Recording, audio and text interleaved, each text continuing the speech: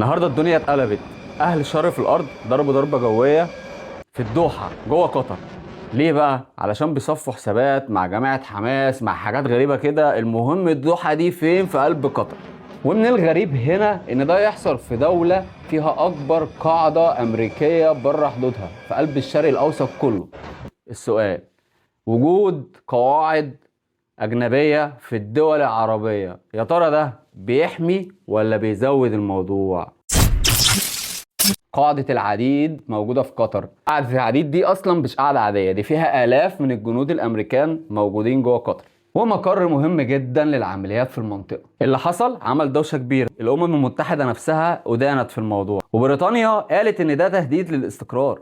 ده حتى امريكا نفسها قالت ان الخطوه دي مش في صالح اي حد. هو ليه احنا موجود قواعد لدول اجنبيه عند اخواتنا في الدول العربيه؟ ما هو من باب اولى ان كل دوله عربيه تبقى ملهاش قاعده امريكيه عندها، لو لا قدر الله حد اتجنن وفكر وقف قصادنا نتضرب من قواعد موجوده في بلدان اخواتنا، ولما هنرد على اخواتنا. هو ده تفكير اهل الشر في الارض ولا ده ايه؟ مصر هتفضل فوق الروس متشالة، مصر هتفضل بلد الأمان، دي مذكورة في القرآن من رب الجلالة. هم فاكرين إن مصر هتخلص ولو ماتوا شوية هتنقص. لا، دي مصر ولادة، كل يوم بتزيد زيادة. مات شهيد يتولدوا 10، ماتوا 10 تتولد 100. وبرضه مصر هي مصر الجميلة البهية. هي دي دولة عادية؟ دي دولة شجاعة وإنسانية. إحنا من يوم ما اتولدنا بنحب مصر بلدنا، وعلى رب الناس اعتمدنا، هنخليها أحسن لينا ولولادنا.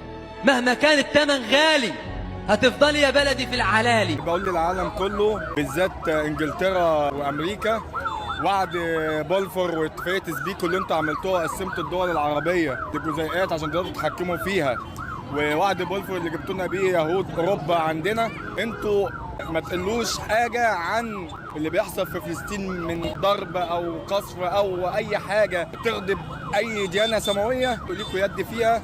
انتوا ذات نفسكم الدم ده انتوا مشاركين فيه. تحيا مصر بجيشها وشعبها وناسها واهلها ورئيسها. احنا بلد صنعوا التاريخ، لا احنا اصلا التاريخ من قبل ما يصنعوا القنابل والصواريخ.